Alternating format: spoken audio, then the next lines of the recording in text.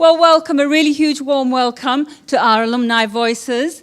This is an interesting event. We do it often. We often get alumni. I know you've certainly seen alumni around.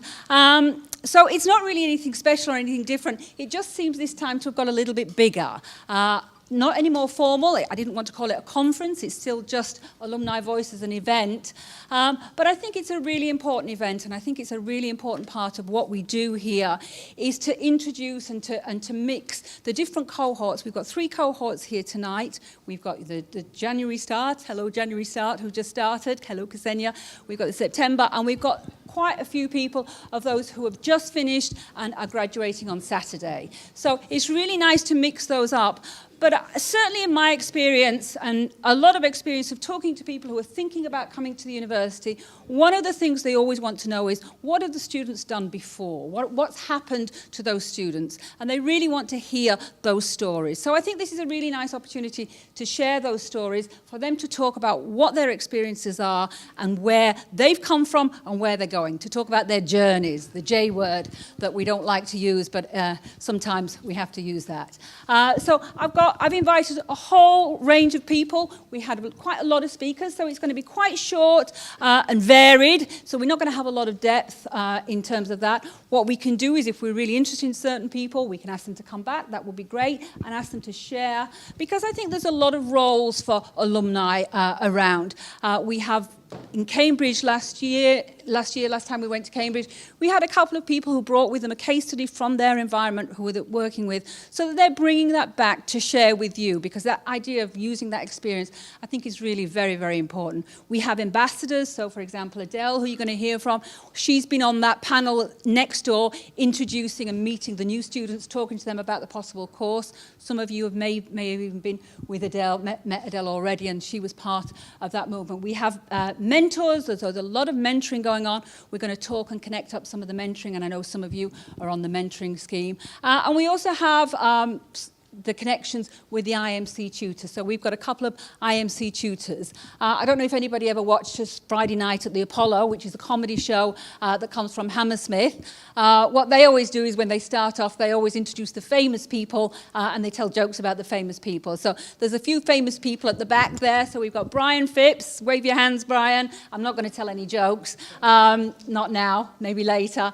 Brian is one of the IMC supervisors. So some of you will have got a list that says Brian Phipps on it. So he's your guy. Trevor Wright is an alumni of the staff, alumnus of the staff. He used to teach in Vince's place on advertising management. I've seen him on inductions, yes, so most of you know Trevor. And John Pike, the director, who I think most of you are familiar with in our Famous Faces. I think that's it for Famous Faces and no jokes. So I'm going to start by introducing Malcolm Kirkup. He's our dean. Some of you may have seen him in various inductions, but he's just going to start by talking a little about the role of alumni and the importance of them in the university. Thank you. Good evening. So fantastic to be here tonight and to be sharing in this Alumni Voices programme. It's a fantastic event and a fantastic opportunity to welcome old friends back, to hear from our successful alumni, and of course to award prizes to some of our most successful students. So a fantastic opportunity, but also to celebrate the success of this particular programme. And we mustn't forget, this is one of our most successful programmes in the business school that's achieving great things. I'll say something more about that in a second. But I feel particularly comfortable being here, standing amongst you, because I, once upon a time, did a master's in marketing too. I did my master's in marketing at Cranfield University long time ago, 1982. Yes, marketing had been invented then. A master's in marketing is an extremely useful degree that can take you all the way to the top, or at least in my brother's case. I'm on my way, but hopefully I'll get there. So this programme is exceptional, the Marcoms. It's particularly exceptional because of what it does for graduates in the sense of the knowledge, the skills, the competencies, the insights, the mindset that it gives you to move into influential positions in companies. And there are Westminster graduates in all sorts of marketing organisations, on the agency side, on the client side, in analytics, and the roll call of successful alumni in the marketing industry is pretty impressive from Westminster. And having this degree from Westminster, you can shout about, people know Westminster is good in this particular area, and it's recognised in the successes our students have achieved. So it's, those of you who are still current students or graduating very shortly have something to look forward to. That is a programme with a fantastic reputation. And I do want to thank the alumni who have come back tonight to share their experiences and to demonstrate what can be achieved with this particular programme. I wanted to say something particular about alumni because this is really important to any university, to ensure that we maintain the links with the alumni community, because what is happening and has been happening for many years here is a community of exceptional graduates is being built up.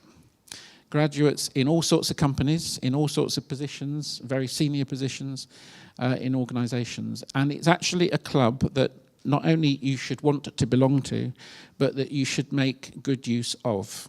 If you're looking for an introduction to a company, introduction to what it's like to work in a particular marketing function in a particular agency or company, an organisation like Simon's at Muse, if you have a conversation starter, if you can find an alumnus in one of these organisations, you've got a conversation to start, an introduction that should get you through the door and hopefully a potentially positive outcome at the end. So the community is worldwide, and Westminster's alumni network extends to something like 180 countries.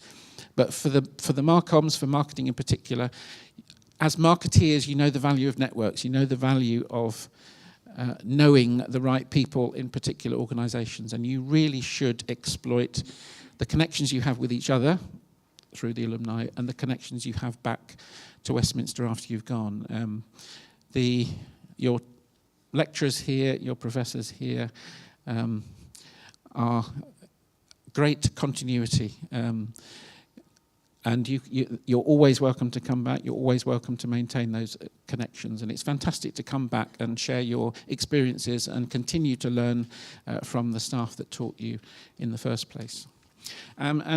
Before I finish, I must say on your behalf, thank you very much to Anne for organising tonight, because what goes on behind the scenes is often not noticed. So thank you, Anne, for organising this. These things don't just happen. It takes a good deal of effort. So my remaining task is the best bit of all is to make an award. And this is an award to Olga Shatalova. Is that correct? Almost perfect. Shatalova.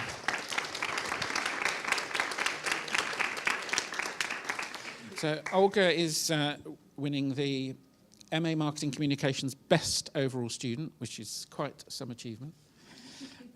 To be the best of the best is pretty good. So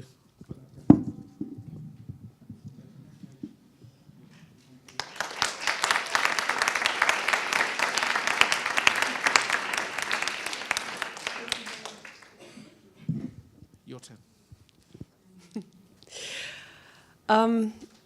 I'm very honored, and of course I'm very pleased. To be honest, I did not expect anything like that. I just studied and I did everything that I was taught, and I tried to do it properly, and it worked well. I want to say thank you to all the teachers, and of course my parents. Nothing would happen without them, and I've got some people who supported me here in the UK, because obviously it's not my country, and we all know, all international students, we know that it's a double stress, because you don't know how it works, you don't know how the system works, you don't know how the country works, the language. So everyone supported me, and thank you for that so much.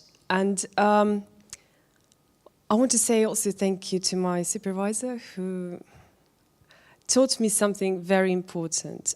I've been trying to get her feedback very, very much on very particular things, and she kept saying, Olga, you need to make your own decision because you know, and you can do that.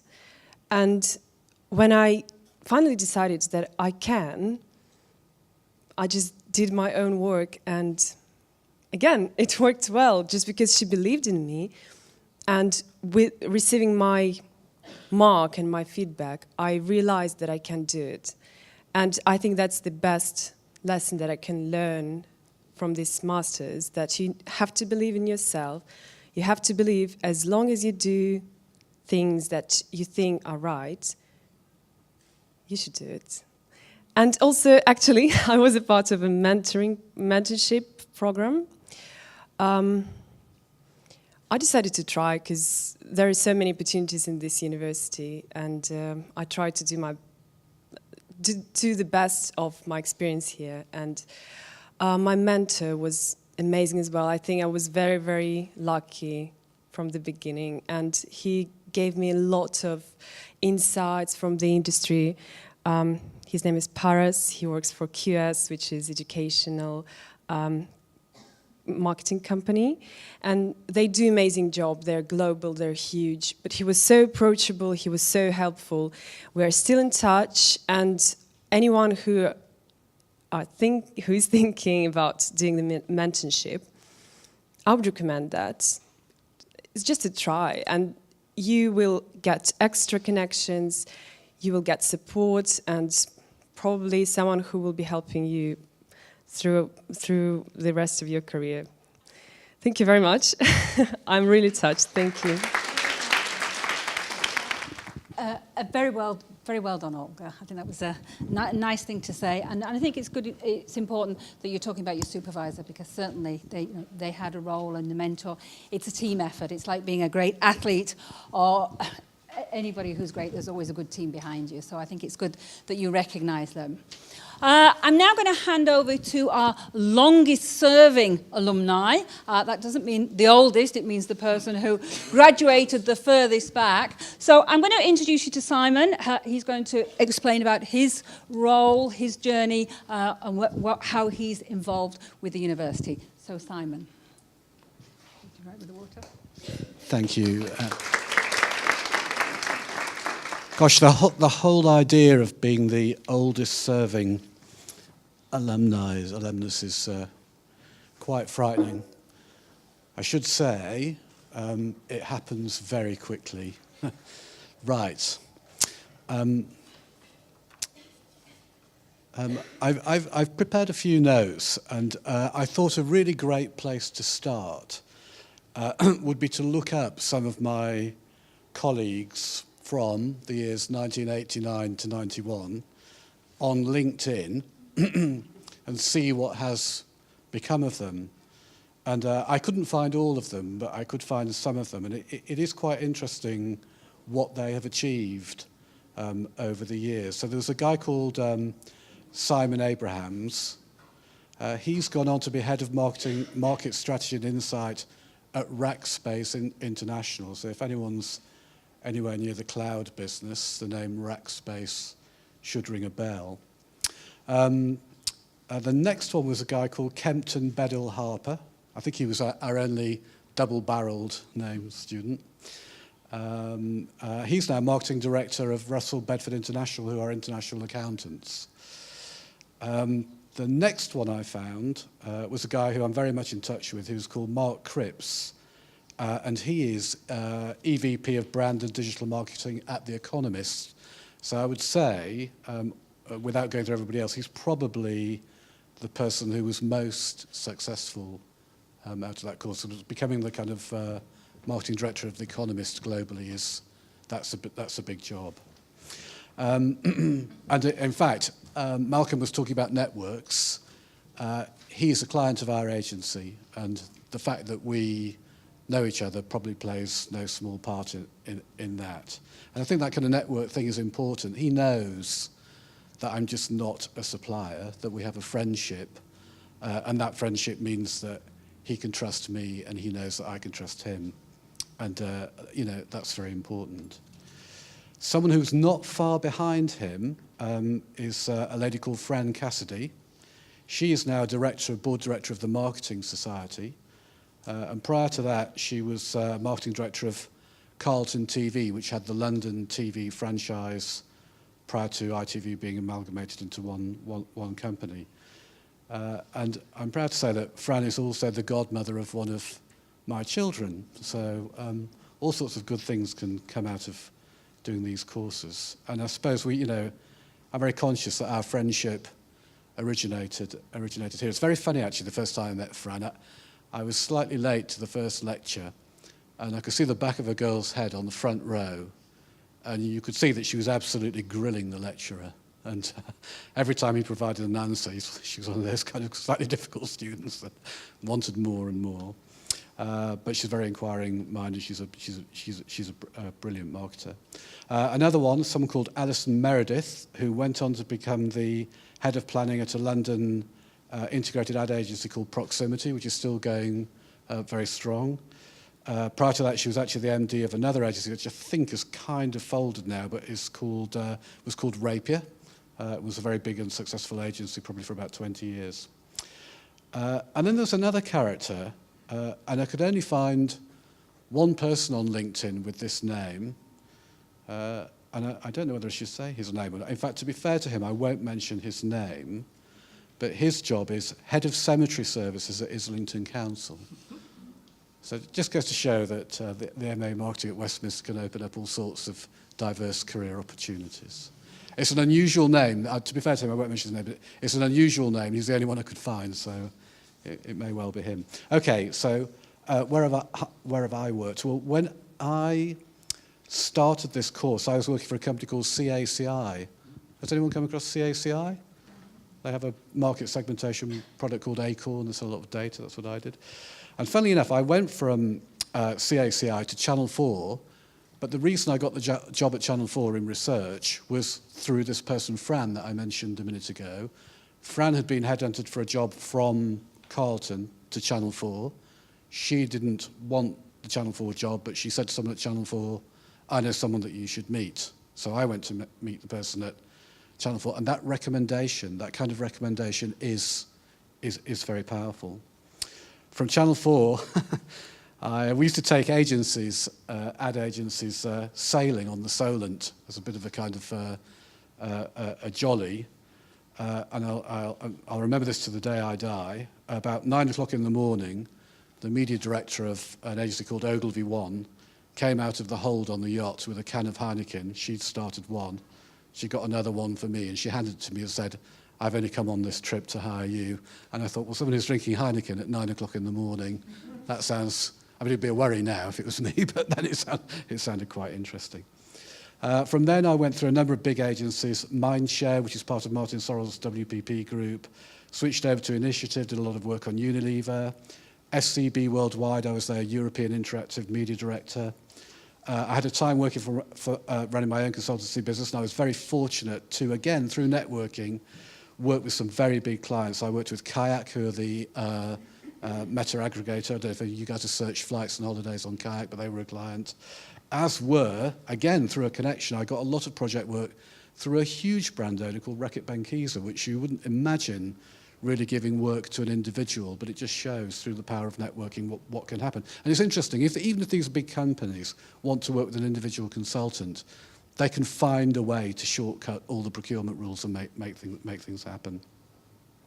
After that, I then joined the agency that I'm now, which is called Mike Colling and Company, MC&C for short. And in case you don't know who they are, and you probably won't, it's extremely fortuitous that I picked up the Evening Standard this evening, and an ad for our client, TM Lewin, was right on the bottom of the page. So that's where I work now. And within that team, within that agency, we have an analytics function. You're probably all very familiar that the whole data thing is becoming more and more important. Data's data's becoming massive. There's tons of it around. Clients are asking thousands and thousands of questions, and it's an interesting business area for HSBC. In fact, I guess if it's further than that, it's a vital area. Now, we have an analytics function within MC&C, but we decided to brand it.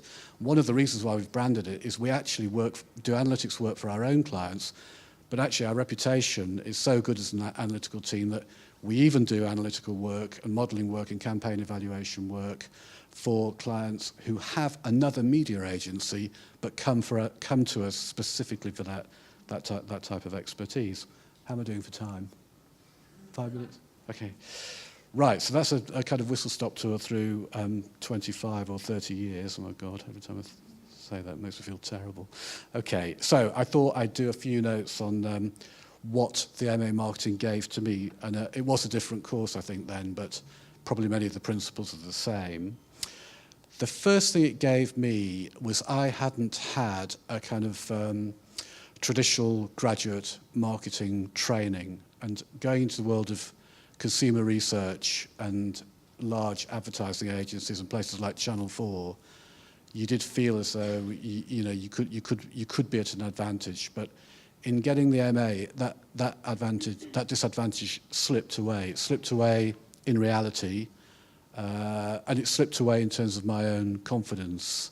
So I was able, I could sit in a room full of highly trained marketers and feel that I could engage in the debate and make a very worthwhile contribution. That I say it myself, I think that was the case. So that ability to have a structured way of approaching marketing problems and that confidence, to operate with other trained marketers was I think very important. The other thing I wanted to mention was, and I don't know, how many people are part-time and how many people are full-time on this course? Okay, because the one I did was in the evening, so it's 2 evenings a week, so it's quite hard work. And what I was going to say, it probably doesn't really matter now, but I'll put it in the pot in case anybody's thinking of ever doing part-time training. It was great because we were all doing a day job, and we could all come in the evening twice a week, and we'd get the kind of theoretical side of the marketing module that we were working on, but then we could immediately relate it to our own experience. And there were cases where we'd discuss a specific problem, and someone could say, that actually happened to me today or last week or whenever it was. But anyway, if you're not doing part-time, I won't major on that too much. Now, one thing that we did a module on, and it had a really big impact on me. And to you guys, it will probably sound really obvious, but 25 years ago, it was something that people didn't really think about. And that was, wait for it, the difference between products and services.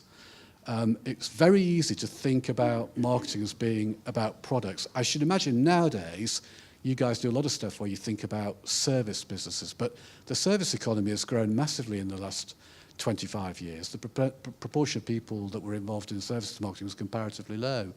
But as time has gone by and that service economy has grown, I found that many of the things that I learned about the difference between how to market products and how to market services is something that one module in particular I've really actively drawn upon. And I could imagine I may well even draw upon it tomorrow, particularly when you talk about things like financial services, or we do a lot of work with charities, those kind of areas that can help you think in a new way.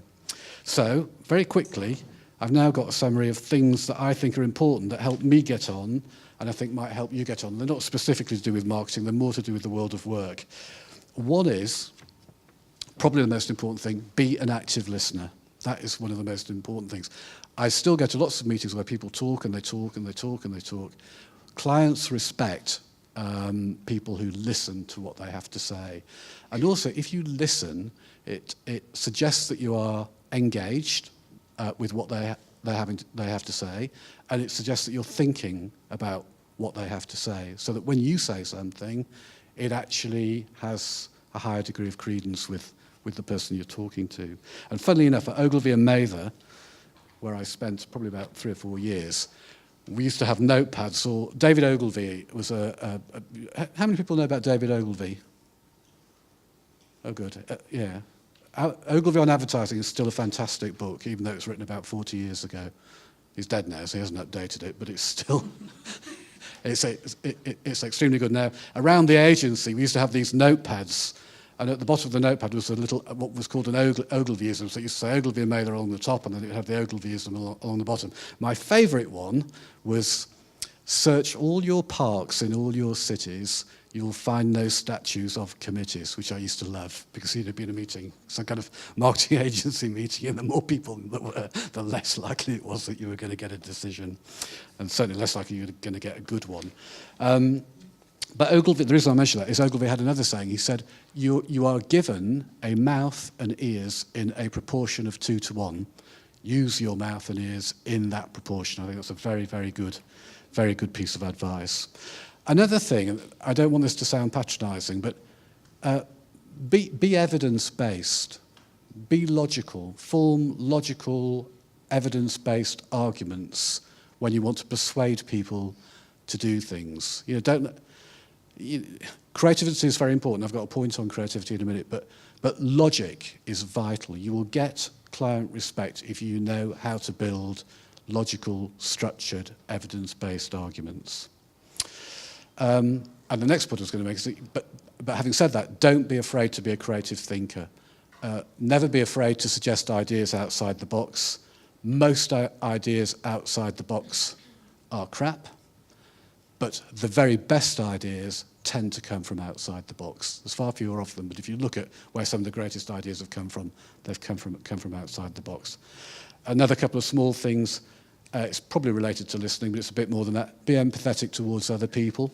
People don't like bullies. I've worked in agencies where you have very strong dictatorial people, but the fact is, looking back on it, they don't get the best out of teams. So if you're going to be a manager of a team, be an empathetic leader of a team, don't be a bully, because you might not know it, but the people you're bullying will not give you the best that they could give you. Another thing is create a reputation for getting things done. Senior management like problem solvers. So always try and position yourself as a problem solver. Problem makers don't get on. Even if you've got a problem, don't position it as a problem. Position it as a better way to some kind of solution, but never talk about problems. People don't want to listen to people who have problems. And I sit in meetings where there's somebody you eye them up and you think, here's the person who's going to find a problem with this. People can get a reputation for that. It's the worst kind of reputation that you can get, particularly in marketing. The best jobs come from being known in your category or networking. Malcolm suggested that. I gave you a couple of examples of that. If you're in the world of B2B, which is working in ad agencies even though you're actually working on the subject of consumer marketing, in B2B land, stay close to your clients. They've got the money, and if you are close to clients, unless you create some kind of monumental kind of mess up, you'll probably end up having a good career. And then the final thing, and this is a very topical issue, is marketers have a problem at the moment in that they're not being recognised and listened to and appreciated in the boardroom. And in my view, the reason why that's happened is they've gone a bit too off towards the blue sky. So you get the CFO and the CFO, the CEO, they don't really like the blue sky language. You could have a fantastic idea, but these, again, it comes back to this point about evidence-based people. You're not going to get it past them unless you can produce some evidence as to why what you're proposing would work. Now, the best evidence that you can have as a marketer or as an individual for a business is the evidence and the currency of working with customers.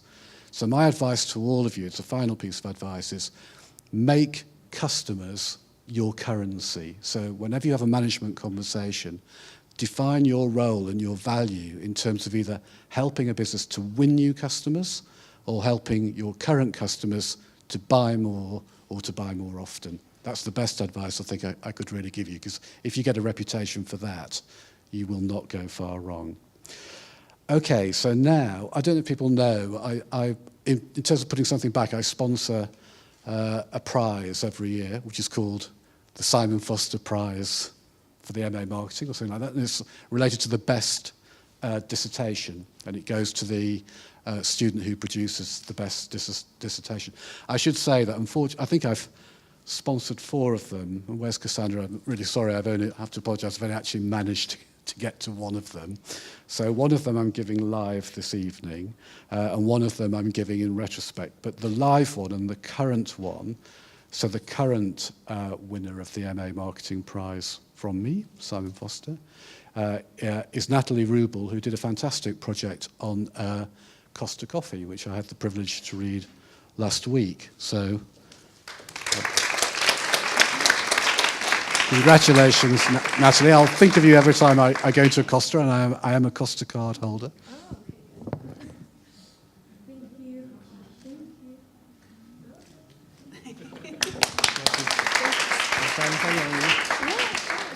Quick thank you. Yeah, thank you very much. It's completely unexpected, and just feel like we should give another congratulations to Olga, because that is one of the most prestigious awards you can get, and it's a massive accomplishment, so you go, girl. And thank you very much for this. I did not anticipate this happening. I think it's very generous of you to sponsor something for the MAMC students. Just kind of to give you guys a quick little spiel here, and then I'll get off the stage. But my supervisor, John Slevin, who maybe some of you in this room have at present or had previously, is quite influential on this project. It was a lot of, but here's my idea. And he's like, what do you think about that? Think about it. So it was a lot of reflection, and also a lot of discussions that came forward. And it ultimately formed this massive, massive project, but also helped me create something like stronger than I was aware I was capable of. So that's pretty great. And then, of course, with the support of everyone else in the classes and the professors here, every single person kind of had a bit of a hand or influence on my project that I put forth. So that was pretty cool. And today is quite full circle for me, actually, because I've just recently had started my job at Meltwater, which is media intelligence. And today I was meeting with a client, which is why I was late, so apologies on that. Punctuality is key. You'll learn that if you're in any of these professors' classes.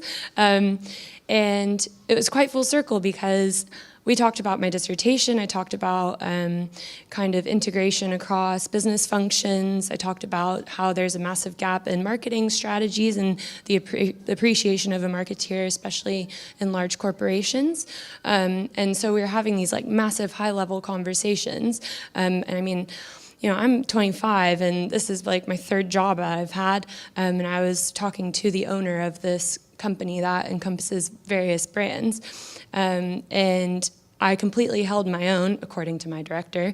I thought I completely messed it up. And it was all because of the knowledge I gained from the course. Going from little to no marketing information or background to having this well of knowledge. I mean, I was pulling things about marketing research agencies. Acorn came up. I mean, it just all came out. And because of that, hopefully, this person will, bring us on board, and I can continue to consult and work with him. So yeah, it's massively full circle and really exciting. I'm getting sponsored, which is cool too. So if you guys want any advice on that, let me know, because I pretty much know the visa immigration system inside and out now.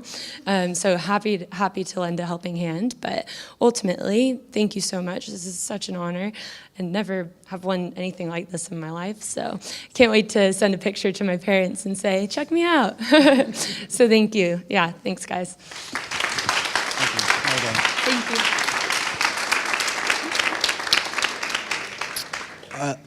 Okay then, and then I mentioned that there was a student last year who won the prize that I was unfortunately unable to give to personally. So if I could welcome up Carolyn Ong, who did a fantastic project on Harrods, and rather belatedly, I don't have anything to give you, I just congratulate you, don't I? So very, very well done. Do you want to say a few words?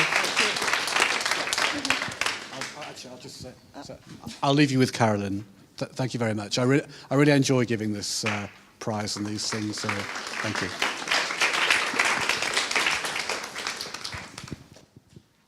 Thank you, Simon. And well, it almost felt like I just graduated again. And thank you, Brian. He was my supervisor for Harrods. Massive thank you.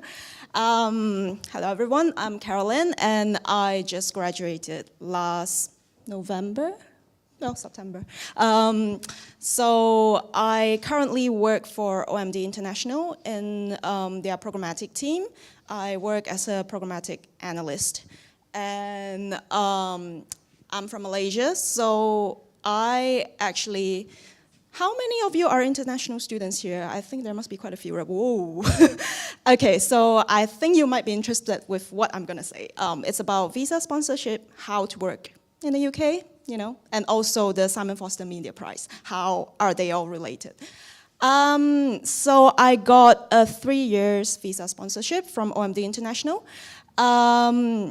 It all started from, I started doing my internship with them back in June, and it was a 2-month internship. And then I went back with a fixed term contract. They made it very clear at the beginning, it was a fixed term contract until the end of December. Because we all know we have 4 months after we graduated. So it was a fixed term contract. And by the end of the contract, it was actually the final week at work that they decided to offer me a visa sponsorship. And there we go, I got my 3 years visa. It all sounded quite easy, isn't it? Hell no, I'm gonna tell you the nasty bit now. So I started as an intern for 2 months. So I performed quite well, la-di-da, so everyone was happy with me. And after I submitted the final project, the IMC project, so I was keeping in touch with them, hoping that I could go back to work for them with an intention that even though it's only for a few months, it's good to gain experience. It's very important to gain experience in this country. And they rejected me at first, because they would rather invest in someone who would actually work there for long term. And that's totally understandable. But then, a few days later, my boss called me up, and they were actually quite short of staff. So they asked if I'm happy to go back to help. So, of course, I said yes. So during that period, I was working in OMD. And I was also working in Harrods. So just so you know, it's totally fine to work how many hours you like after you graduated. You are fine to work over 20 hours. And so I was hoping that I could get my IMC project sent to Harrods. That's why I kept my job there. I had a weekend job in Harrods. Unfortunately, it wasn't successful. My manager in Harrods didn't actually help me with that, and I was trying to do internal applications, and it didn't work. I got rejected. So that's the harsh truth of what you have to go through to work in this country, to even get an interview in this country. So then I approached my boss in OMD. I know my visa, I know my contract is running out by the end of December. So I approached her. They know that I graduated. I graduated with a distinction and also with this media prize. So my boss actually then told me that Harrods happened to be one of our clients from a sister company, PhD. So then I expressed my interest. Oh, so can I send my IMC to them? I just want someone to read my IMC because I spent a hell lot of time writing this thing. So I want it to go somewhere, okay? So my boss then had a meeting with me, look into it. She obviously didn't read the 15,000 word. I actually did like a presentation slide with, you know, all the charts, graphs, that you have, and just do like an overall, like what is that project about?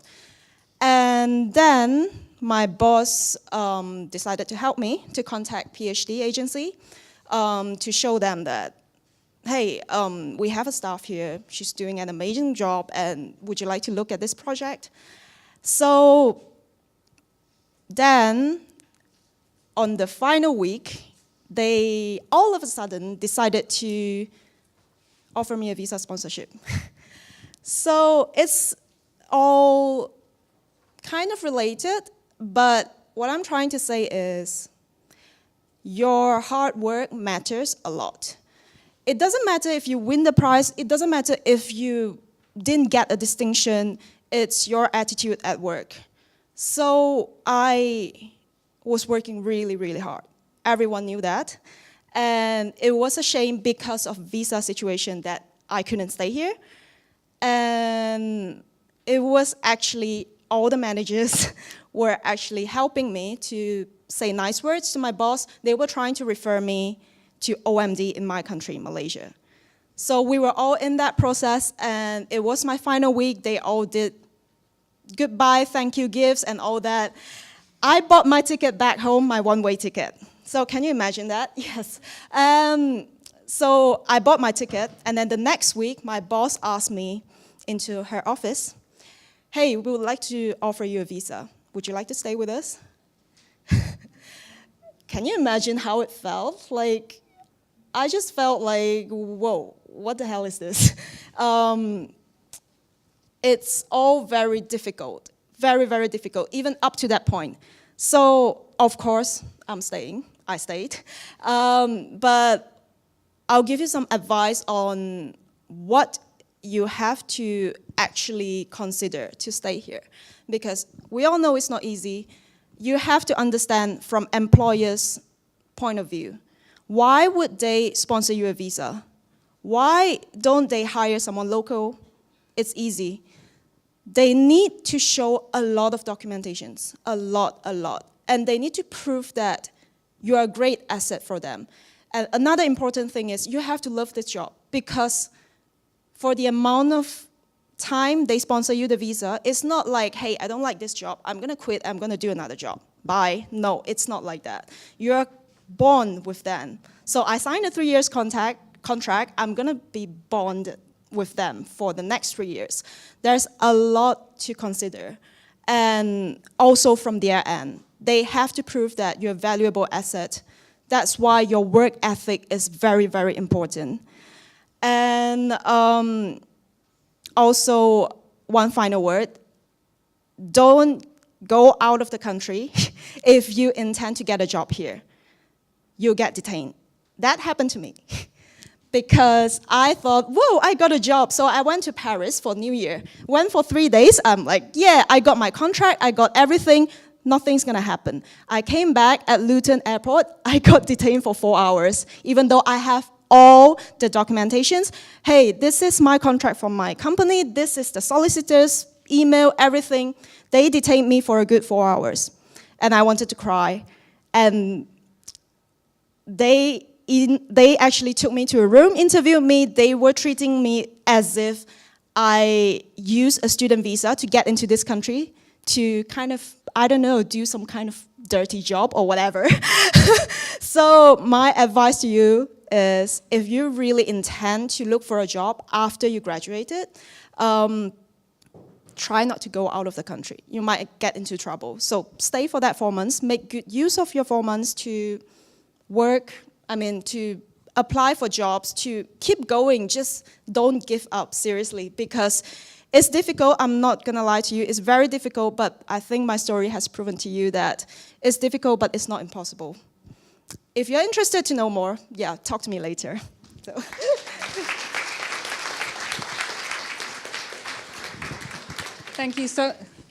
Thank you so much, Carolyn. I think there's some really important topical information there. Topical in terms of international. So listening to Natalie and Carolyn about the long journey, the hard road, the importance of dedication and perseverance. It's really apparent from you guys that you can get there. And I know a lot of you are in that position and are going to be thinking about, is it going to be possible for me?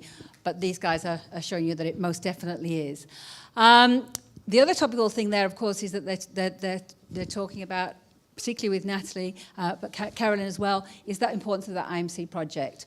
You're all at the stage now where you're starting to really up your grade with your IMC project, up the level with it. The September starters are just going on. With the January starters, we're just starting to talk about it next week. Tomorrow, in fact, we're going to start talking about it. And the sooner you start talking and thinking about that, and talking about how you can make that work for you, not to just be yet another module, but how it can be a player in your future. And I think the sooner you think about that, the stronger you're going to be. And I think those are certainly the lessons there. I'm now going to hand you over to Adele.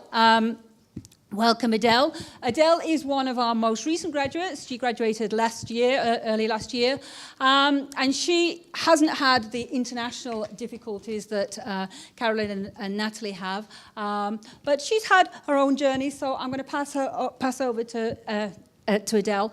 One of the things she has been is an important ambassador, and I think the next picture, oh, that was Caroline. Yeah, if you go into the next one, it shows you, this is in this room, I think it's in this room, where we were setting up, talking to the new students. So one of the important things that our alumni do is come back, and they do talk to the new students about what they're having. And I know you were very encouraging. We got a lot of students from that town there. So I'll leave it with you, Adele.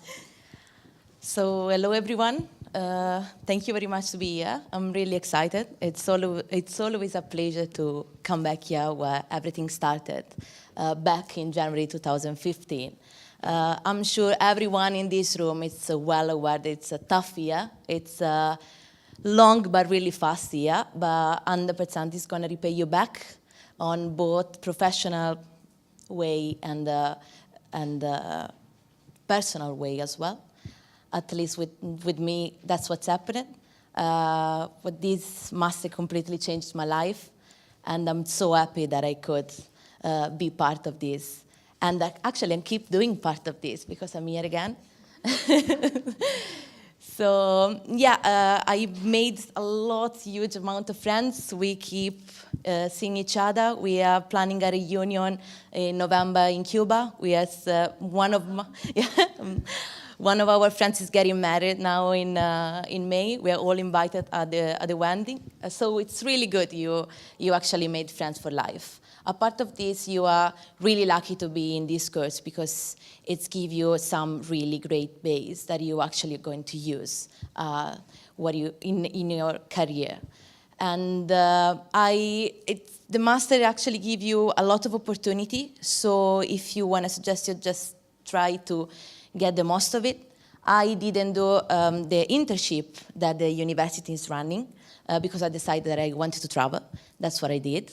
And but eventually, at the end of the master, what I suggested to do, just do an internship because it's really important. Because it's true, we study a lot, 10 hours a day, no Friday, no Saturday, no Sunday. But of course, when you get inside the office, you use a lot of the stuff that you learn. But, you know, working life is completely different. And it's actually put your mindset and everything comes together. I started my internship at Prime Media International, which basically it's a kind of a media agency where they are representative of some of the major newspapers around Europe, here in UK. So this in few words means that all the campaign that planned here in UK and want to be live, for instance, in Italy, they need to pass from Prime Media International. I stayed there for 6 months. I started as an intern. They asked me to stay. I was more than happy to say, yes, I'm going to stay. Because, you know, 6 months is nothing. So I stayed other 6 months. And just Monday, I started my new job as a project management analyst at Arts and Science, which is the newest agency of Omnicom Media Group. I cried a lot, actually, when they called me. I was actually between two offers, but I was so happy, and I think it's a great opportunity. And it's true, it's just 4 days into my new role, but I'm seeing a lot of the things, everything actually that we studied during our master, we are using it, and it's so good because.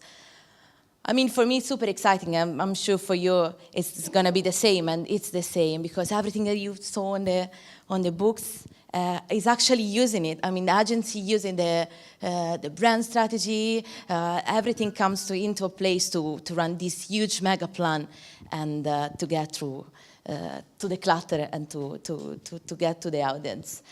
And what else? Guys, make sure that you really do the internship because it's really, really important. You know, sometimes, I mean, in January started, we have, I think, 1 month, summer holiday. Okay, fine, if you want to travel, do so because it's really important, you know, taking a break. But make sure when you come back, you find the time to try to put yourself into some really, really good place. to get your hands on what it's working in real life is, because it makes a difference. And I'm sure you're going to be surprised of how many things that you learned during this year, you're going to be using it. So, yeah, this is it. I mean, a lot of things to say, but this is probably the most important. That's great. Thank you very much. Thank you. Really good. And an interesting story. A student who came and graduated last year, a student came from there with Adele, and she actually came with her father and with her brother. There was quite a big family, the whole family thing going on, and they'd emailed me, and Carol said, can you go and talk to them? I said, okay, yeah, I'll go and talk to them. So I went down into the podium, and I was having a chat with them, and I thought what these people really need is some arts to talk to some students. So I went in next door, and I got Adele and a couple of other people. I said, can you come and talk to this family, not just a student? Can you come and talk to this family? And we talked to them, and I talked to them, and you talked to them, and they went away, they made a decision, and Emily came back. And it was really interesting because last year at graduation, I met Emily's father again, and he said, oh, hi, I remember you. And I looked at him, I thought I'd seen you somewhere before. And he said, the decision that we made, and he was, and Emily as well, we made that decision because when we walked in here, there was such a friendly atmosphere.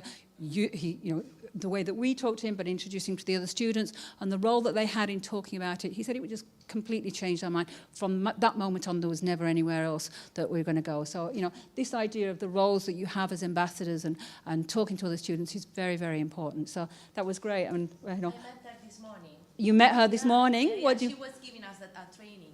Oh, okay, so it's because she's now working for for Omnicom. and she was giving you a training. This small world that we live in. That was Emily? Yes. That you saw. Yeah, well, I didn't know that. So, yeah, what an interesting story. And this idea that, the connections that we're going to make at the end of the day is really, really important. I mean, Simon talked about these networks. It is a huge, huge part of what you're getting from marketing communications. You're getting some knowledge, quite a lot of skills, hopefully, but certainly a lot of connections and a lot of networks. So I'm going to hand you over to Pierre. Pierre is a slightly more distant graduate. It seems a long time ago I supervised Pierre's IMC project, and it seems a long time ago since we were sitting in my office discussing the ins and outs of that. I know you were really, really keen on the strategic part of that project, which is why we work together well on the strategy. And when I was talking to Pierre last week, and I said, for quite a few people, I said, do you want me to send a letter to your company so you could come back here, be here at 5:30? Because it's quite difficult to get away. And he said, nah, don't worry about that. I'm a senior strategist. So I'm going to introduce you to Pierre, the senior strategist. Perfect. Whew. Never had a microphone before. It's a bit funny. I can do whatever I want. I'm free. Could you have perfect? Also, yeah, strategy, made my slides, casual stuff. So came here, September 2012. It feels like, only a year ago, but it starts almost like being 4 years ago soon, and getting older and older, and that's really tough. So I was thinking, let's try to make it a bit more visual. So I have a few pictures from my current office, me working with my friends. And sort of the clients I'm currently working on and I've been working in the past. As again, this is quite broad, but I'm going to go in a bit more details of what actually strategy means. And that's the question you actually had, what are we doing mainly?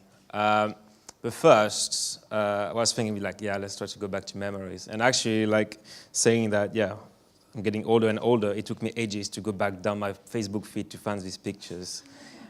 Ages and ages. So that's MMC 2012-13 when we graduated in October, almost 4 years ago, and there to my best friends just in the room, just down there submitting the AMC, and feeling free and free and free.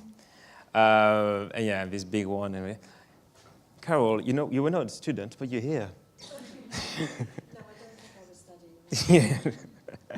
Very funny. Some family faces, and we also, as you said, it becomes a big family in the end, and we have really good contacts with most of them, whether Indonesia or India, or my friends that stay in London. Very good story over here. So I got quite lucky because when I finished, actually the day after I handed over my dissertation, I got an offer from a big digital agency in London called Digital LBI, down Brick Lane, quite massive. They have 700 people working in London, 4,000 worldwide. They got acquired by Publicis 4 years ago now. And their logo is the unicorn, and this is the reception of the office. And one day they actually brought a real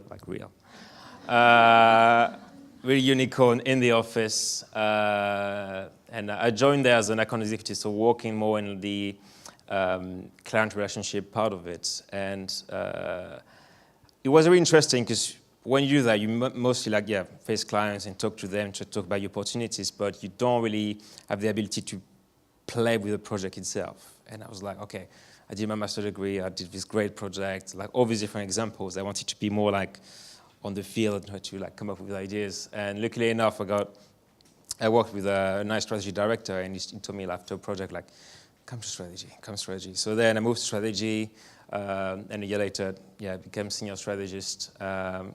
And I've been working mainly with quite lots of sort of clients. I work with F1,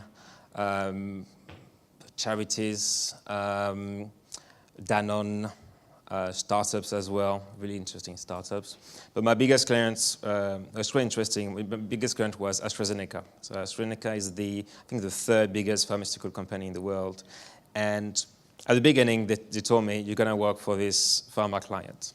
And I went like, cool. My MC was on Xbox, and I was seeing all this cool stuff, like campaigns, etc. I was like, drugs, literally. And this actually, like so far, this has been my best client I've ever been able to work with. Because you think about pharma companies, the way they do marketing, the way they do communication is compared to what we're doing right now, like they are 40, 50 years back. They work a lot face-to-face, a lot of paper. They don't really play with analytics, data, CRM.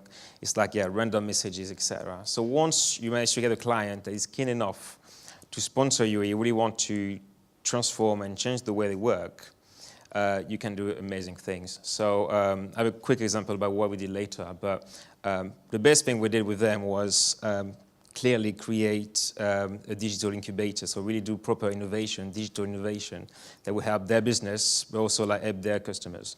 And in the end, for pharma clients, the customer is the patients. So I've been able to work on apps that is going to help people that have COPD. So COPD is a disease that basically like full time going to make you stop breathing. So how to help them take their treatment and do exercise and keep up with doctors. Or I work on lung cancer, trying to create a community, because this is a really hard topic, lung cancer. And this is almost the best feedback you can get, because you can get great feedback from your clients, be like, oh, it'd be great, we made so much revenue. But once you get actual feedback from cancer survivors that tell you that the product you actually made helped me go through it, and the community is getting bigger and bigger, that's probably like the best achievement you can get. And you just realize, at the end of the day, you just made PowerPoints and just made the thing coming up. And that was like one of the best things I've done. I left LBI almost a year ago, actually more than a year ago now, and I joined an agency called ORM, because I wanted to have a look at how a small agency is working. So we're about 50. I love that picture because I'm here, they're all there. I look like the CEO of the company, but I'm not. I loved it. So it's a bit smaller, and the main reason also I came there was to work with financial clients. So I've been able to work with asset managers because it was really interesting about innovation in fintech. Currently working with them, but also they're working a lot in travel, so we talk about old trains, etc. And a few months ago, I basically found out that we're not doing that much optimization or personalization, like great use of data. So I started chatting with a few of my colleagues, and I came up with the data strategy and just saying that it'd be good to do that. So I set up a task force about experimentation and personalization. And we got our first test, like optimization test, that came up 2 weeks ago. And we're doing personalization as well. So that's potentially one of the biggest advice I can give you here is that you will never stop learning. And on my current time, I try to spend at least 20% of my week like reading stuff. And because when you do that, at the end of the day, if you're not up to what's going on in the world, you're going to get lost and you're going to put B in the back. And what you actually want is be on the top and like suggest things. And I think this is a great learning we got here, is that at the end of the day, you never stop learning. Yeah, it's a bit about us, what we do. And this is a question I had from my dad a few months ago, was about what you're actually doing, because we've been working for 4 years and have no clue what you're doing. And it's been a really hard question to explain strategy. Like, so it's sort of like, the way I sort of explained it, in terms of like I like to work on a project from the first questions the client is asking to the end of when we come up with the results and evaluate the performance. So what you start doing is that you do research. So you analyze data, you analyze the market, you analyze how the company is working to come up with a recommendation about what we call actually like digital products that will have a positive impact on the business. So when I mean positive impact, I mean financial impact. That could be user satisfaction or just like business impacts. How can you make the company working better? And throughout the whole process, you work with talented people to actually make this happen. So you're going to work with designers, analysts, developers, all these great people. And when I was talking about learning, which is quite interesting, is that when you want to talk with data scientists or developers, it's really hard to get lost. Really easy actually to get lost, because they have their own language, they have their basic understanding that you might not necessarily get. So the biggest tip you can get about this is that read about that, get interested, get like really enthusiastic about learning new things. We're not asking you to become an expert in data. We're asking you to learn the basics to be able to have a conversation with them and get the best out of them. And also, at the end of the day, try to inspire and generate innovation. I really love your comment about be a leader that is actually like trying to get the best of the people rather than to force them to actually deliver. If you start actually like getting this light out of the eyes of your colleagues, you're going to become a better team, and we're all going to have the same goal into like making the best out of this, which is quite important. Oops, is that working? Perfect. So potentially, this is like the best way to summarize what I'm doing as a strategist. So these two products actually came out at the same year, the iPod, and I don't know the name of that thing here. What was quite funny is we look at all the functionalities. This is better. It has a color screen, there's more storage space, and then you have the iPod. Everyone bought the iPod. No one bought this. For one main reason is that, and this is what I'm trying to do every time, is that my role as a strategist is to give purpose to the project I'm working on. If I'm just trying to focus on functionalities and details, at the end of the day, I'm not going to do anything. I'm not going to achieve anything. If you start with this thing called why, like the purpose, the way to actually come to the detail is going to come. So this thing is a theory that came from Simon Sinek. That actually came up 2 years ago. Keep learning, that's what I say. And have you seen that? It's really, really good. So the idea is that you start with why. So you define what is the purpose. What are we trying to, what is the reason to live for this thing? Why are we doing this? And once you get this, you're like, okay, now how are we going to make this happen? And this is where you get your team, your clients, and usually it's quite handy when you get this, because everything goes like on its own almost, because everyone has the same direction, they want to do this. And then you move to the detail and say, like, okay, color screen, no color screen, that data, that data. What is actually really interesting is that if you start applying this to you, that helps you a lot being recruited. When I had my last interview for my job, I was thinking about all these CVs and like just thinking about my manager looking for like, okay, details, okay, this is the master degree, bachelor, etc., etc. When I'm with the first interview, he asked me, what are you doing? What are you doing? And I guess most of the people are going to say, oh, I'm doing reporting, planning, stuff like that. And I stopped him and I said, the reason that I'm trying to do is that I want to make an impact and change the way companies and customers are interacting. And from that, how I'm doing this, I'm working with my teams, I'm getting really embedded in data and research, And then you can potentially move to the what and get in a bit more detail. During both my interviews, we never had to go there. We just talked about this.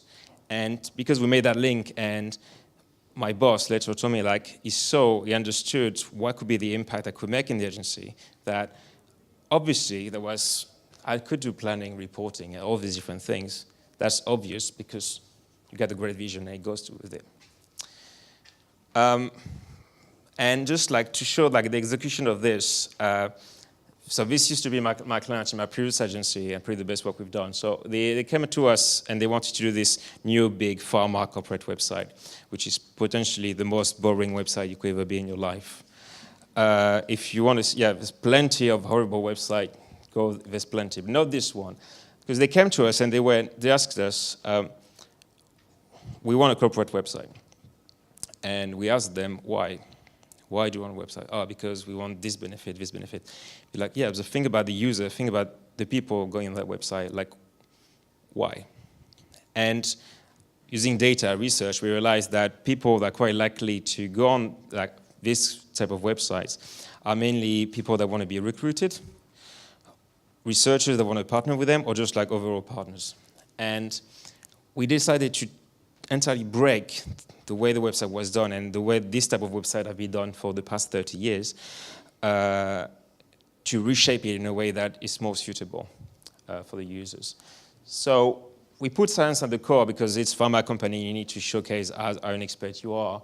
But the biggest thing we did were at the end of each page, once we showcase that science, on the footer of each of the different pages of the website, you have join AstraZeneca, partner with AstraZeneca, because there's the common goal. And when you navigate on the website, it's really easy to see the intent and why they're there. Last year, I think it was Marketing Week or something like that, they've been named like the biggest, the best actually transformation project a company had in 2016. And unfortunately, I left the company before we got that award. Dang. But yeah, it's quite really good to see that the work you've been doing actually has good impact, and the company moving forward is really appreciating the work you've been doing. Obviously, I'll be there later, so if you have any questions, more than happy to have a chat. Thank you.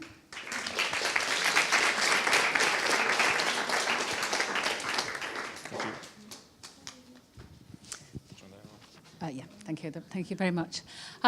So yes, that is a long way. What was your project? What was your aim? Xbox, a long way from Xbox to big pharma and financial services. And I think that's a good example of one of the things that what you're doing is you're building up this suite of skills that takes you into all sorts of industry. And that flexibility and that agility is what a lot of you will be developing in order to move into that agency life where projects are coming in all sorts of different ways.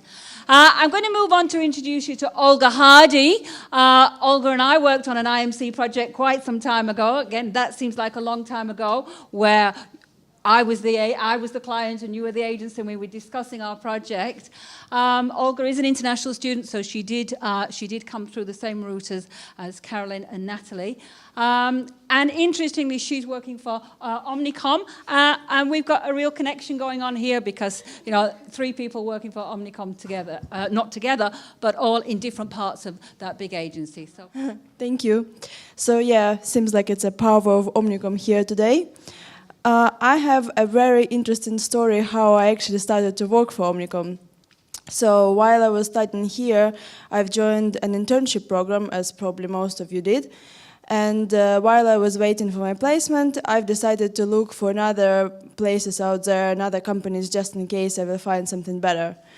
And when I signed up together with my friend, who unfortunately wasn't chosen on the first time because she has quite a few of experience back to her home country. So I found the job through the program, but at the same time I found actually another internship. So I spoke to the internship coordinator and said to her, listen, I have another internship now. Can you give my place to a girl, a friend of mine? And so a friend of mine got an internship, and it turned out then for her a job opportunity, actually in Omnicom, surprisingly.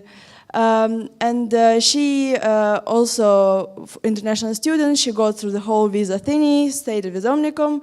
After we graduated, I was doing some independent projects on the side. And after a while, I was testing myself a bit of in the PR, a bit of marketing events, a bit of product development, brand management. Then I wanted to do some digital side of marketing. And I came to a friend of mine and I asked her, do you have any vacancies in Omnicom? And she said to me, no, not really, not in my department, as she was working in the research. And surprisingly enough, she had a big company event, and during that event, she met a quite high up person who said to her, oh, we just want this client, it's digital side, blah, blah, blah, we need the people. And she said, well, I know a friend. And that's how I got a job. So you better stick to your friends, because that actually can be an amazing circle when you have a job via someone who would you never think you would. The job I got from the beginning was actually nowhere near a senior account planner. I came as an account executive, because I didn't have that much experience in digital at all. And from the very beginning, I've set to work with Unilever, which is quite a huge company. And if you are like me, who don't know who do you like to work for, probably agency is a good way to do it, because you can change clients quite easily. So working for Unilever, I've been looking after all their brand range, which is personal care, home care, products, food, whatever they have there, across a few different European and African markets.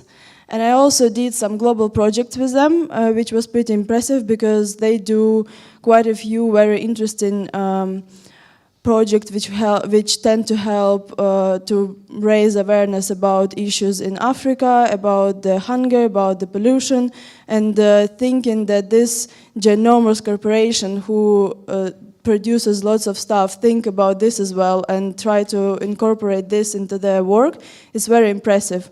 And they literally gave me a lot of experience and knowledge, because they hire lots of different agencies doing different parts of their job. So it's a very good school of training your communication skills. Because regularly when you are studying, when you're doing your project, you are the agency yourself. You do your strategic part, you do your research part, you do your communication part, you do your financial bit, everything is you. And then you turned up in a situation when you have different other people, doing different jobs, and you're dependent on them, and you have to work this bridge between you and other people to make sure that it's all working. But after 2 years, I've decided that that's enough with Unilever. I want something easier and something about not just driving brand awareness, but something to do with actually driving sales online. And I'm now working with Levi's jeans across, again, quite a few European markets. And yeah, they're quite challenging client. It's much more different concept than the Unilever one. It's basically the client who gives you go ahead on everything. But at the same time, it's quite challenging, because this client actually quite aware of the digital world. It's not like you saying them, oh, you should do this and this. This client would be like, why? Can you challenge me? Persuade me that this is the correct way. And that's when you should think about all your expertise. So while you're studying and gaining the knowledge, be confident that what you're studying and what you are learning is actually your expertise, because then you have to persuade someone else that you are an expert. And if you can do it, then you can make it anywhere. So that's how I climbed up to be a senior account planner, doing different projects with the e-commerce base. So if you are interested about e-commerce, I can tell you more later on. And coming back actually this year to Westminster was pretty interesting to me, because this year I decided to become a mentor. So hopefully I can see some of you later on this year. That's it. Thank you. Thank you. Thank you for that. So yes, Olga has joined the mentoring program. So yeah, hopefully I've asked that she can be focused on marketing communications people, because I think that's the role where she will have most value. What's interesting is the connection with mentors, because Olga had a mentor, and I think it's part of that mentoring program that's inspired you. Your mentor was Paris Vatnani. So Paris Vatnani is a student who graduated in 2009, so he's on the program. And I asked Paris to come along and talk. I didn't know he was your mentor at all. I asked him to come and talk for a different topic, and he said yes, and he was all geared up to come. And it turns out that he couldn't make it. He was going to be in India. So I said, well, I'm still very interested in your story, because you've got some very important things to tell us. So what I did was I recorded a session digitally with Paras. So I'm going to share that with you. So this was earlier this week. It was 1 o'clock in the morning in Delhi. I was in my office in Marylebone. You can see it's dark outside. And this is interesting because Paras has been a mentor for a number of different students, and actually he was Olga's mentor, and I know Sush, he's your mentor, so he was Olga's mentor. Both two Olgas, don't get confused. And he's going to talk a little bit. He's talking a little bit about what he goes on to do. I don't know if we'll get a chance to see all of it, but this is a slightly edited version, and I'll put a longer version on the slides. So let's see what Paras has got to say. Okay, hello Paras. Welcome to our Alumni Voices. It's really lovely to have you here. You're one of our great alumni voices, and I know you've certainly been involved in WBS since you graduated 7.5 years ago now. I checked my records. So a big welcome. So how are you, Paras? Tell us what you've been doing. I'm good, Anne. Thanks. And I'm so glad to be here. So I've been at a company called QS since I graduated, working in marketing. So the company actually is one of the world's largest education and careers network. It helps students and potential students to actually make informed decisions from the time they get into high school till the time they find a job. And my role, when I started there, was of a marketing assistant back in 2010, and now is of a global marketing director. Wow, so, that sounds very impressive. We're all very impressed here, Paras. Thank you. Yeah, so it's a lot of work on the ground, just fancy titles, but working the same way. So you've got a big team working with you? Yeah, it's it is a big team. It's about 50 people across offices that we work together on. That's across the world. So what kind of marketing communications are you involved with? So fundamentally, we work with a lot of media houses. So, negotiating deals with them, partnerships, from creative strategies, from building the identity of what we do in terms of either the events, the websites, publications. So building that identity, creating a go-to-market plan, creating those partnerships, communicating with candidates and other stakeholders. And from start to finish, just the whole communications piece. Quite exciting. It is, and it's a big job, and certainly crossing a lot of different scope in terms of marketing communications. So how much do you think your master's in marketing communications that you did here, how much of a role does that have? Is it like the real world, or is your world a very different world? So, it's funny actually, because I was at one of these events, and one of the candidates there came up to me, and she was asking me, she was looking at a similar course, and she was asking me what had I done and things like that. Very honestly, I think everything more or less that we practice, because that's what I found different while I was at school, that it was very practical from historically of how I had learned things, and education in India was quite different.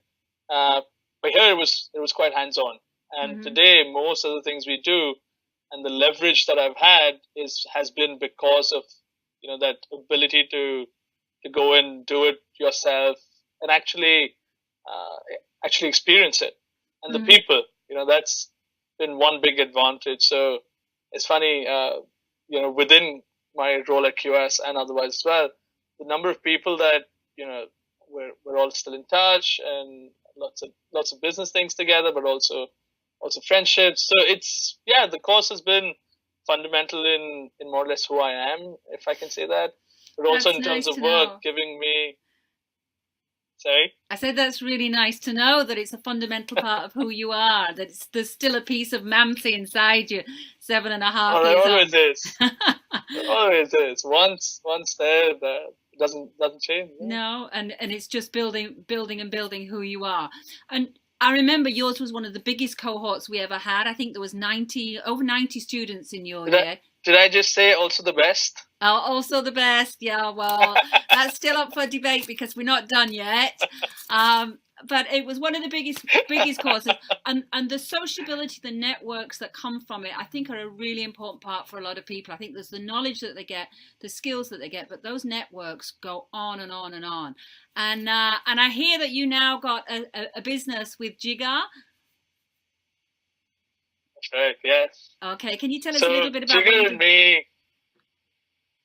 Sure. So we were in the same class. The funny thing was, most of the people in class made fun of us because of our age difference. Okay. But he was one of the oldest in class. Was he? And I was one of the youngest in class. Okay. Yeah, he was. Yeah. Okay, I don't remember But that. I mean, he was the charmer. Okay. And I don't remember him. I don't remember him. I I didn't realize he was the oldest in the class, is what I mean. One of them. One of the oldest. Okay. Not the oldest. He might He's see gonna kill this, me so while be he sees this. careful. So you've got a business together. About 2.5 years back, we said, this was something he actually did his dissertation on, around the use of honey. And 2.5 years back, we said, it was time to try something ourselves. He was a little fed up of, the standard corporate job. And I, always wanted to try a product and run a product company. So we came together, we started an innovative consumer product where we were able to identify a problem, again, talking the Mamsie language, I guess. We identified a problem, and then we were able to create solutions, so the product is called Honey Twigs. And the idea fundamentally is changing how people consume honey from bottles from bottles, jars, from there on to what we're inventing, which is a single serve, which is something you can use on the go. So it's going on well. So like a very concentrated Lucasade. So where you get a shot of energy. Exactly. Wow. So yeah, that's interesting. It's been going well. We started in. I still remember the day we started in. It was basically one store after walking across for about 30 odd stores. One store accepted us to say, okay, we're going to try this product in store. And to today, we're actually in 4 countries. Wow. So it's a good feeling. When it comes to London, we'll be there. Slowly. That's amazing, and that as well as being global director of GS QS is a significant role.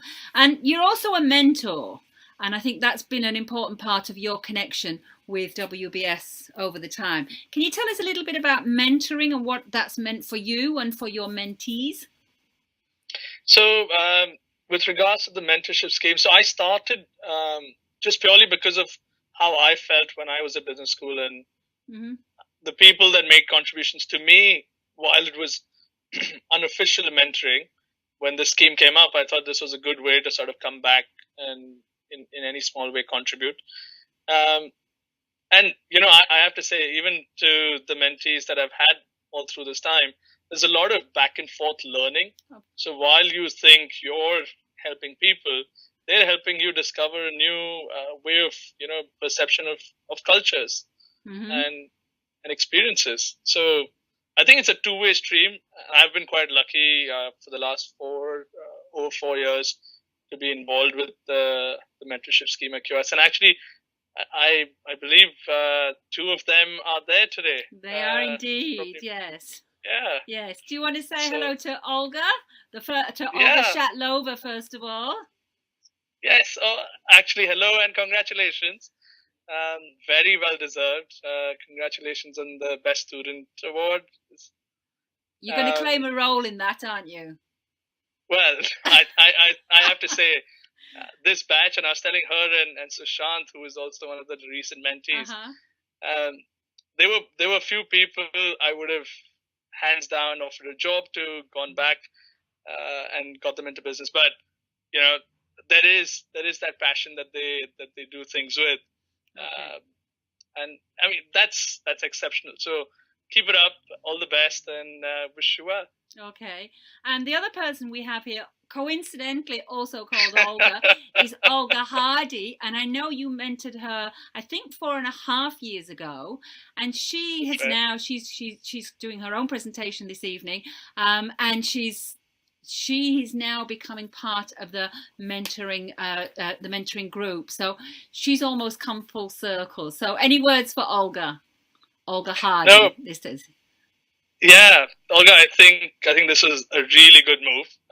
Great way to come back and be a part of the ecosystem, and I'm sure people who come and spend some time with you will have some great experiences and loads to talk about. Remember those advertising conversations. So all the best. No, great way to come back.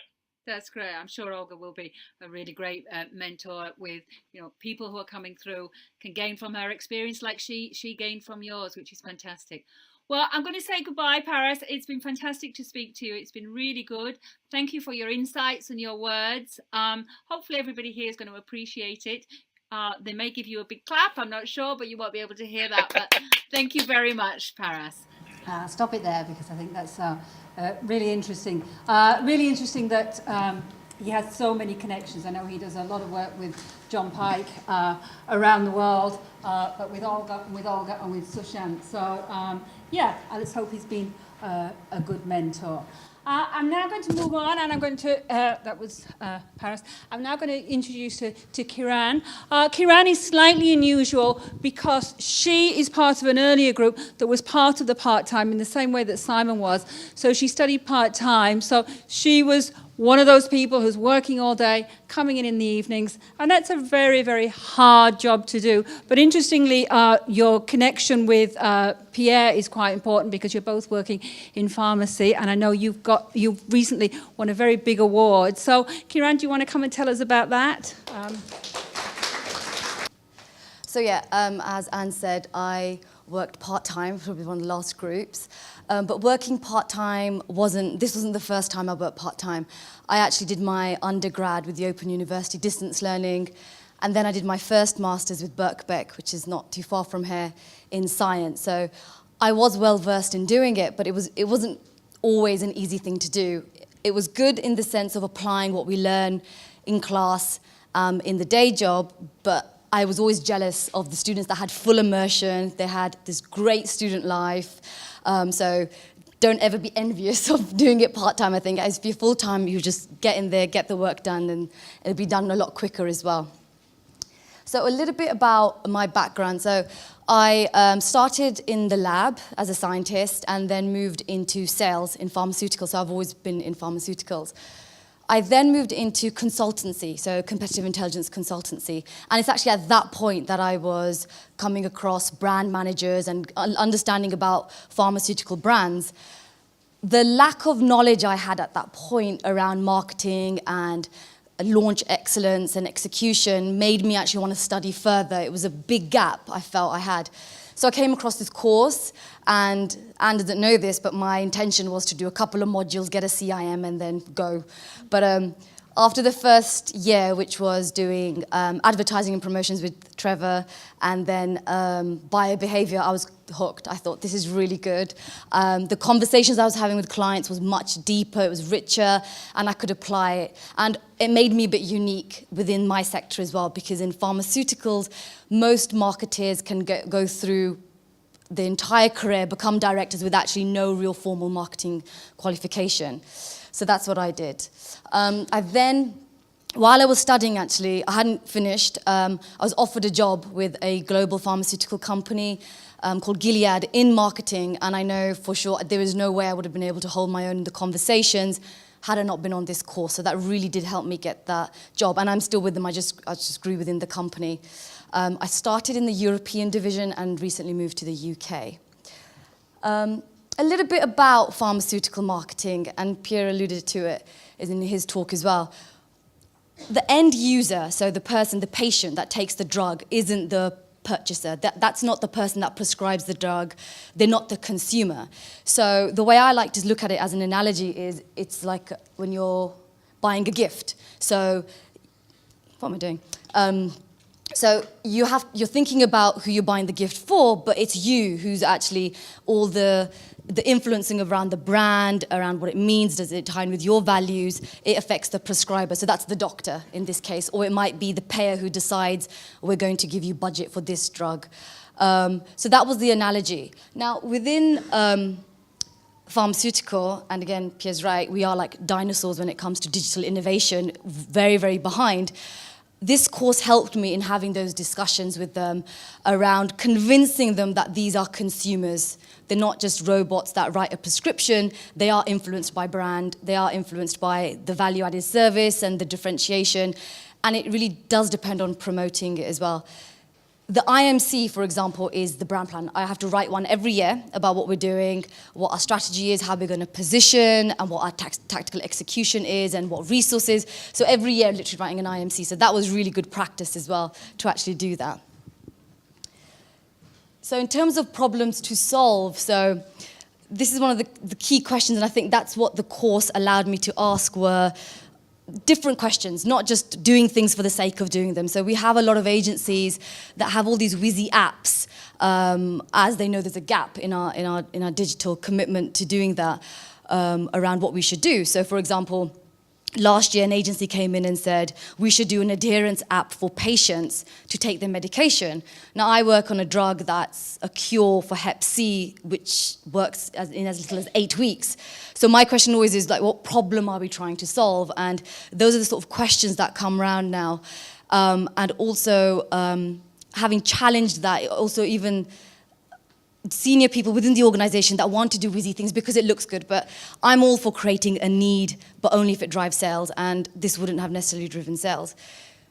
Based on this, which I thought was a semi-negative experience, I was nominated for entering into a competition to win an award. It was the Pharma Times Marketer of the Year award, and I won, which was really surprising, so that's there. And what I decided, so the award was set up where it's a blinded case study. So you have 1 hour, you have to do this case study, and you go in and present to senior managers. I kind of decided that I don't know what the topic's going to be, so there's no point in worrying about that.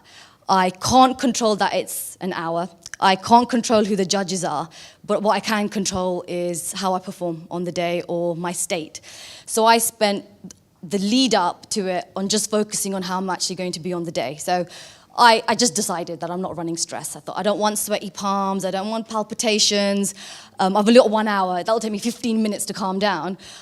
So I just focused purely on state. So I don't know if you've ever seen any of the TED Talks by Amy Cuddy, who talks about power poses. So it's about even if your posture, if you stand in a certain way, your mind will just follow.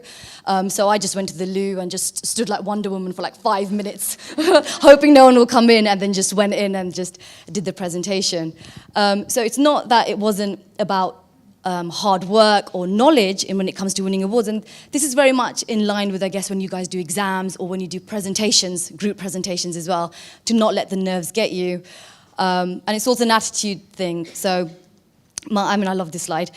It is important that you have the knowledge and you do work hard, but ultimately on the day when you're performing, and it could be an interview, it could be exam or presentation, it is all about attitude. If you just get your state right and just decide that it doesn't matter, you're just going to have a good time while you do this, you can achieve anything, because it is your energy that people become attracted to rather than the content itself. So that's it. That's me. screen. So I'm going to introduce you to Valeria. The reason I want to talk about Valeria is in many ways she's one of our most famous alumni, certainly for the group of students here, because you've met her, because I use her as one of our best examples in induction. So for the benefit of those people who haven't been in induction, I know Carol's seen this a number of times, I've been using this couple of slides since 2011. Valeria graduated in 2011 and she did a project on EasyJet. I was her supervisor. She worked very, very hard. She's going to talk about it in a second. But the important thing about Valeria is she went on to get the job with EasyJet, and she used that project in a very, very strategic and constructive way in order to get that. I worked very hard with Valeria on the EasyJet, and she started working the 1st of October. So again, you know what's coming next. This is a text that I got on 23/19, so quite late in the night. I was in bed. You can see I'm in bed because it's 100% charged. That's the only time my phone is ever 100% charged. And here's Valeria sending me a picture of her EasyJet overview. First day was great. I'm so happy. And I think that is a really important thing for us as teachers, as professors, whatever you want to call us. But that's the conversion that we're looking for you to get that first job. And for Valeria, it was fantastic because it was with EasyJet. So that was Valeria. This is sometime later when I actually asked her to come and talk about some alumni. I'm moving her, great start. I'm now EasyJet CRM executive, so we're moving up.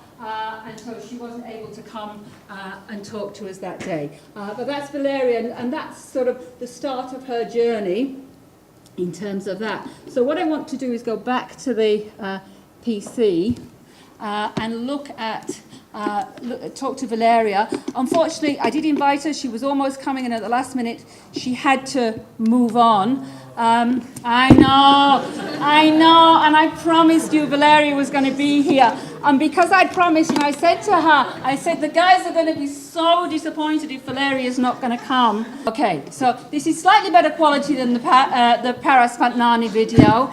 So what I did was I said she was on her way to Paris, and I said yesterday morning, please just have a little conversation with me because I promised that we would have Valeria. So I've just got, I think it's 7 minutes with Valeria. So enjoy the famous Valeria.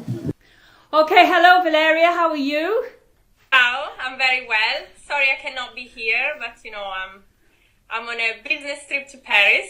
Sounds very glamorous. It does sound very glamorous. I wish I was coming with you. But we're really pleased to have you here. We've got a big audience here. And you are one of our most famous alumni, as you know. You're famous because you did that exceptional thing, which is choose a project for your IMC that you were so focused on because that was you wanted it to take you forward into your job.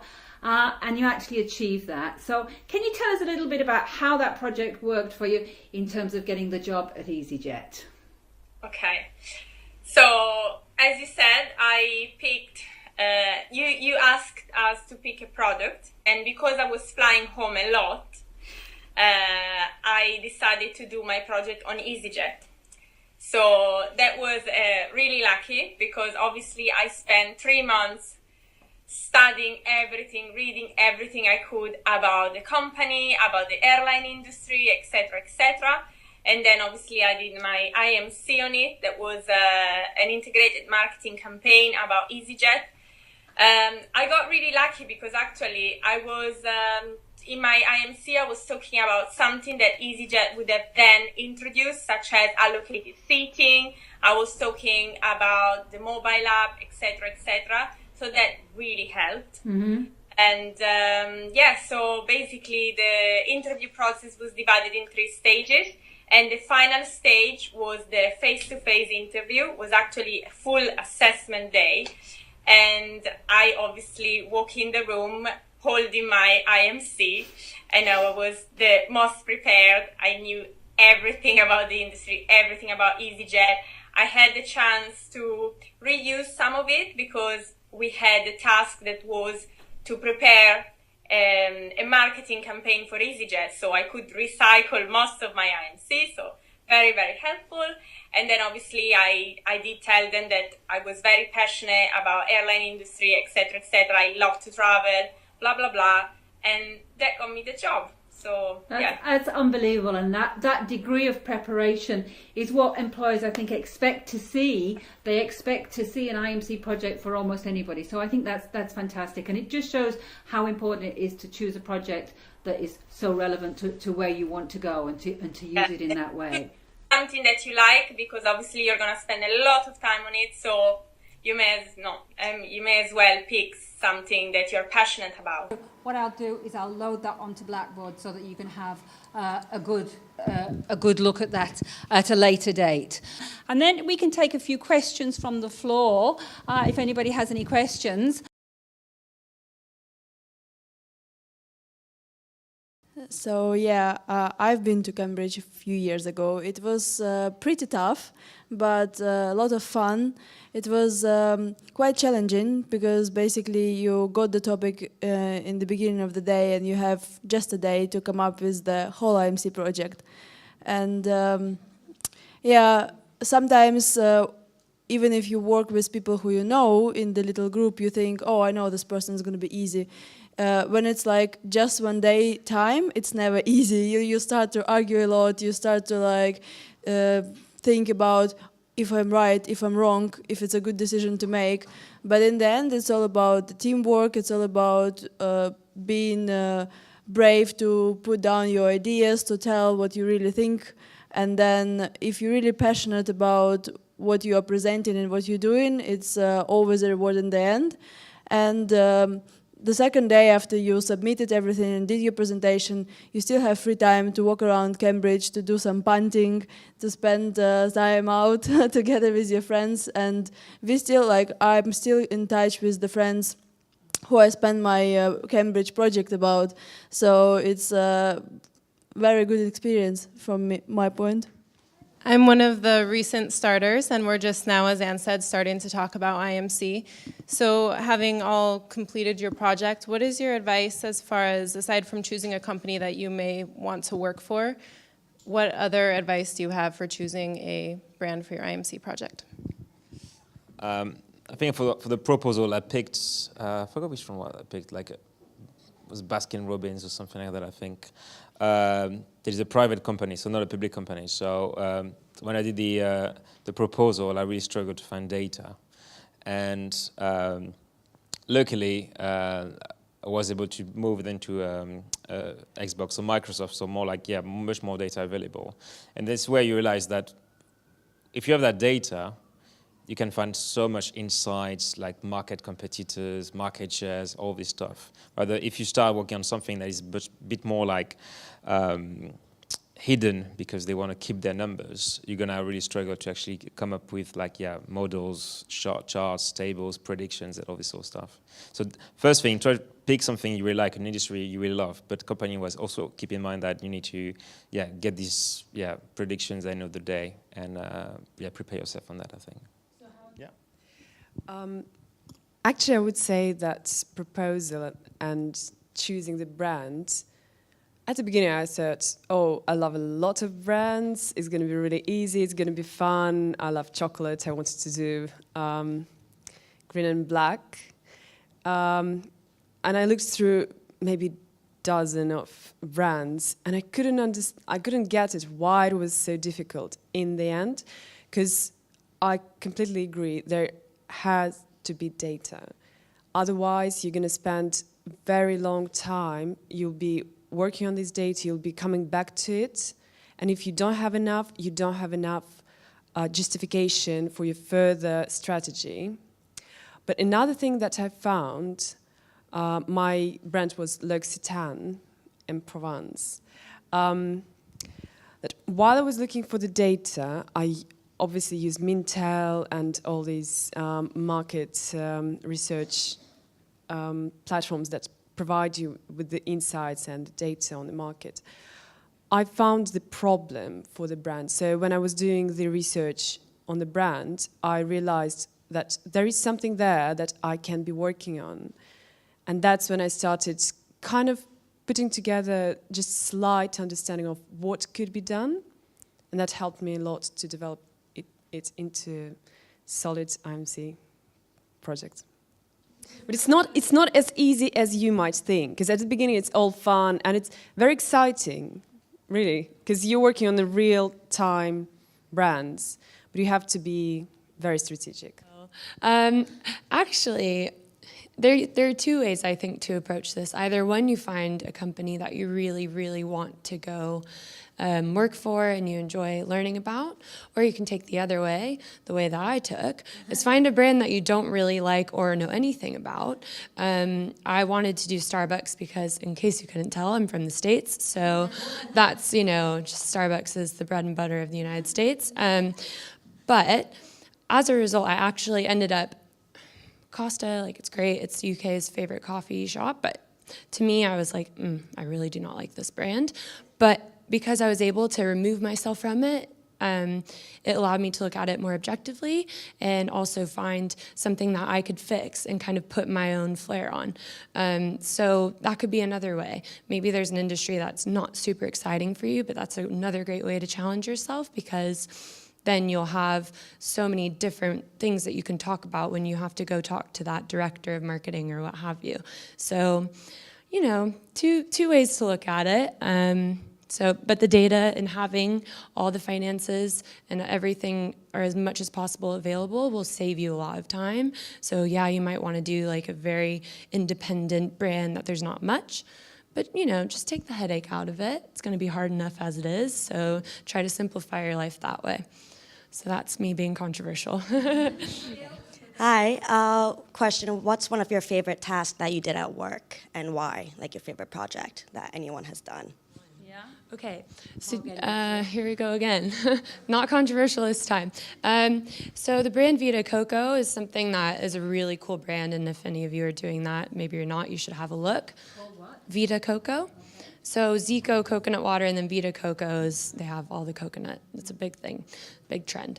And actually, at work, I was talking with some of the brand managers at Vita Coco and having quite informed conversations about the trends and things like that. It's not necessarily a project, it's a process that's been ongoing, but it's just really great because you have all these resources available through the library and also your professors.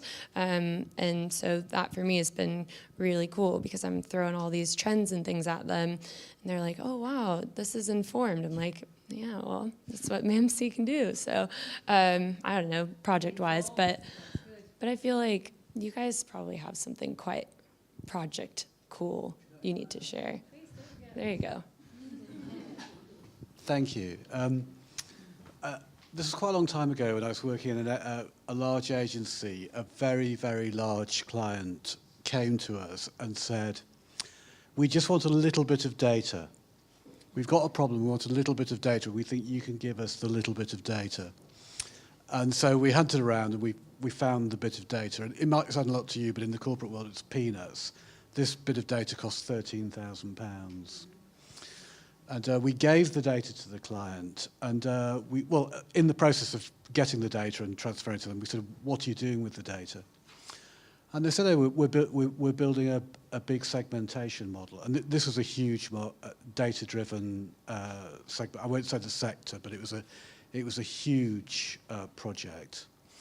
And they were using one of the very large Big Four consultancy firms to do this project. And they said to us, we have some questions about the modelling work that's being done. Do you have some people who could look at the way the model's been built? And the team I had at the agency I was at actually had about 8 people who got PhDs in applied statistics and maths and stuff like that. And that's a sure thing. I can get someone to have a look at one of those. And they were great. These guys were scientists, and they looked at this model, and they said, no, there are technical problems with the model. So the client came back and said, yes, we think there are technical problems with the model as well. Would you like to do the work instead of the Big Four consulting firm? And they asked us to quote a price. So we quoted a price. I think the Big Four consulting firm were doing it for something like 250K, and we'd said that we would do it for 75K. Anyway, to cut a long story short, more and more work came. Then they said, well, could you do, we've got another model. And then we're doing some forecasting work. And then they said, but could you report the forecasting work on a monthly basis? From the £13,000, this project, in about 18 months, was generating over £500,000 of revenue for us. So it just shows that if somebody comes to you with a tiny question, to be honest, I was in a big agency, someone could have just said, there's plenty of other places to go and get that. Being open-minded and being slightly inquisitive about finding out what it was opened up an absolutely massive revenue stream. Which is something I always look back on and feel quite proud about the way we developed that piece of business. On the agency side, the fact that you can work through different projects, and if you don't enjoy a particular project, you can move on to another one, or it finishes pretty soon. Also, a good thing about that when working in healthcare was we just get exposed to so many different brands. And in terms of the disease area, there wasn't a conversation I couldn't have with anyone that worked in a pharmaceutical company about a product, because somehow I could link it to something that I know. The downside that I felt, and that's why I moved to client side, was you kind of hand over the project and then you have to kind of take a step back and you don't know what they're going to do with it. Are they going to use it?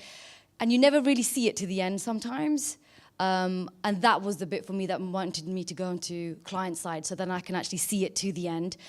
And on the client side, you can pick your agencies, that's one thing. You can see the project from start to finish, but then you have to be okay about being specialized. You won't really get that same sort of exposure to different brands as you would in an agency. Yeah, well, I've done both, and in my recent one, I also did 2 different clients, which are very different in terms of their attitude to how to handle work, as I just described earlier on, with one agency being very much a big one and handing different types of work to different agencies, and when you really don't know how, in the end, you made an input into the overall work. While working, let's say now, with the one client, even though I work from the agency, the relationships are so tight that you literally feel like you work with the client on the client side, not the agency side, because you basically communicate with the client 24 hours a day. The client gives you like all the responsibility to make decisions, and you basically feel like, okay, so that's how I'm gonna start, that's how I'm gonna carry on my work, and that's how it's gonna end. And because I do work in e-commerce, we also see all the data in the end, so you know that if I do this, then how it will work on in the end, and you will see how your input was actually reflected in the numbers, and you can see, oh, there I've done well, here I can do better, and things like that.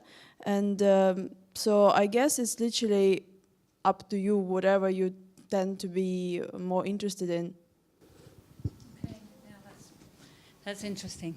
I'm just going to ask Carol if she can just say a few final words. Thank you. Thank you, Carol. I'll get my slide. Okay, so we've heard some very inspiring stories tonight. I just want to thank all of our alumni for taking the effort to come back here, and to another alumni, Kendra, who's helped Anne to organise this evening. I hope now that it's reinforced what Anne and I keep telling you, is that the things that you're learning now during the course are things that you are going to be using forevermore in your careers. Even the sums and the maths we're making you do, that beloved section. Yeah. Yeah, especially the sums and the maths. So, and the other one, those of you who are presenting to me next week, sort of take a tip from Kieran. Go and spend 5 minutes in the loo, have a group sort of breathe in, and think of Superwoman, or Superman, sorry, as well, and come out with lots of attitude when you come and present. And the other thing is, we've got well over 2,000 alumni now around the world in big jobs. And I guess it's going to be a network that you're going to join forevermore. So get on to LinkedIn and talk to all of our alumni that are here. Again, one final thank you to Anne for all the work she's put into organising it. Thanks, Anne. Oh, and yeah, I just want to say a big thank you to Kendra, because she did do a lot of helping. So thank you very much, Kendra. She did a great job as event coordinator. That was the title we gave. But I just want to say a real big thank you for all the alumni who are here. It isn't an easy job because when I ask alumni to come, there's so many people out there and so many of them want to come. So this was a selection of 11 people we had tonight. There are plenty more if you want to hear more. There are lots of people. And what I really want to put over is next year, the year after, and the year after, please come back and talk to us about what you're doing because we're really, really interested. And there's a whole crowd, not just to talk to us, but to be a mentor, to be an ambassador, to do all of those roles that we've talked about. It's really important to stay involved. It is a big, big family. It sounds corny, but it certainly is true. Those connections that we make are really, really valuable. I've had three of my alumni come to me this week, saying, I've got an internship, I've got a job. Do you know anybody who's going? So if anybody wants a job, I've got 3. So can we just say a big thank you to all our alumni speakers.